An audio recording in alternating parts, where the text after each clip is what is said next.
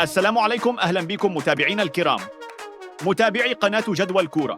قناة جدول كورة تقدم لكم في هذا الفيديو موعد وتوقيت والقنوات الناقلة لمباراة شباب قسنطينة وترجي مستغانم في الجولة السادسة عشر من الدوري الجزائري. وفي البداية لا تنسى الاشتراك في القناة والإعجاب بالفيديو لمتابعة كل جديد.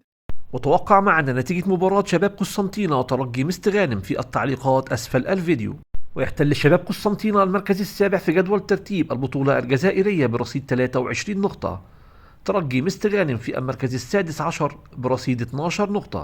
ويستضيف ملعب قائد فراجي مباراة ترجي مستغانم وشباب قسنطينة في الجولة السادسة عشر من الدوري الجزائري. وتنطلق المباراة اليوم الخميس 13/2/2025 عند الساعة 4 بتوقيت الجزائر وتونس والمغرب، 5 بتوقيت مصر وليبيا والسودان، 6 بتوقيت السعودية والعراق وقطر. وأما عن القنوات الناقلة لمباراة شباب قسنطينة وترجي مستغانم، المباراة منقولة على قناة السادسة الشبابية وعلى قناة الجزائرية الثانية. وفي نهاية الفيديو لا تنسى الاشتراك في القناة والإعجاب بالفيديو لمتابعة كل جديد.